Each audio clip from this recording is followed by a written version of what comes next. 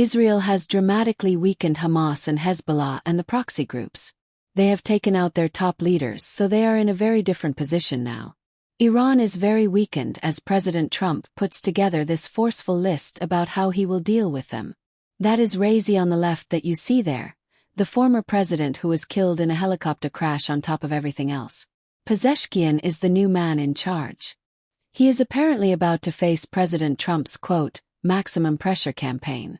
So we are about to hear probably the strongest language against Iran that we have heard in years, and it is going to come from President Trump just moments from now as he is welcoming Bibi Netanyahu, the President of Israel, Prime Minister of Israel, to the White House. So with that, let's bring in Deputy Presidential Envoy to the Middle East, Morgan Ortagus. Morgan, great to have you with us this afternoon. I just sort of rattled off some of what the President is talking about in the Oval Office, and we're going to cut to that tape as soon as we get it, Morgan. But give us the highlights.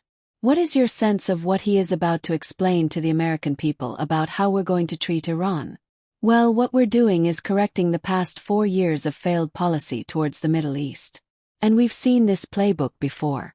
President Trump had to do this in his first term, and unfortunately, he's having to do it again in his second term.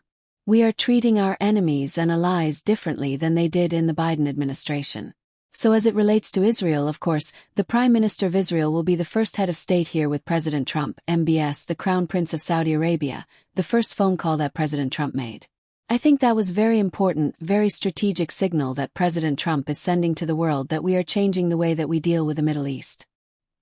He campaigned on bringing peace and prosperity to a troubled region. A key element of that is what President Trump is doing right now in the Oval Office. And that is reinstituting the maximum economic pressure campaign against the Islamic Republic of Iran.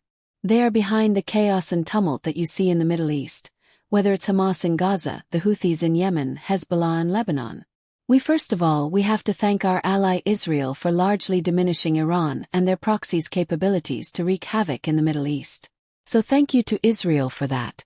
And because of what Israel has been able to do militarily, Iran is at a weakest in decades, probably since the Iran-Iraq War.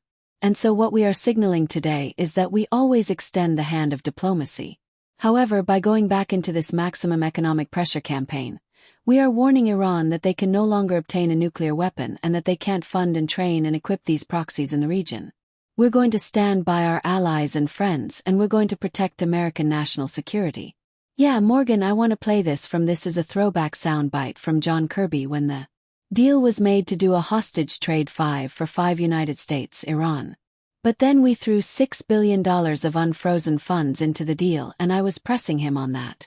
I just want to remind people what this conversation sounded like not that long ago with regard to how we deal with Iran. It's not just $6 billion that Iranians are just going to be able to write checks to whenever they want. They can only use this money for humanitarian purposes. And we will have the ability to stop transactions if we don't think they're going in the right direction. Well, the President Iran is an oversight. You just heard him. He said we'll use that money however we want. Yeah, he's wrong. And this money is not a blank check. It's not going to go to the mullahs. It's not going to go to the regime. It's going to go to the Iranian people. When you hear that and you hear President Trump and how he is facing Iran and saying they will never have a nuclear weapon, give us a sense of just how different things are now. That money should have never been made in that deal in the first place. President Trump was able to get hostages, American hostages, out of Iran and around the world. And guess how much money we paid for it? 0. And the last administration tried to give Iran. It's been frozen in Qatar, but they tried to give Iran $6 billion in return for these Americans. And when they did that, it put a price on the head of every American. So if you're a despot, if you're a dictator, if you're a terrorist, you know that the previous White House would be willing to pay money to get you out. And we're not going to do that because we negotiate from a position of strength. We extend the hand of diplomacy. But with President Trump, we have the credible threat of force behind us, which is what makes my boss, Steve Witkoff, Secretary Rubio, Defense Secretary Pete Heggs, that this is what makes us all so effective, as people know that Trump is serious. They know he means business, whether it's through tariffs or whether it's through declaring that Iran is not going to get a nuclear weapon on his watch. He's been definitive about that since he was inaugurated in January of 2017, and I'm incredibly pleased and honored to know that he's going to continue that in the second. Morgan Ortegas, good to see you. Thank you very much. We'll see you soon. You're working on one of the most important areas of foreign policy at the White House with Steve Witkoff, the special envoy to the Middle East. Thank you very much, Morgan. Great to see you. Thanks.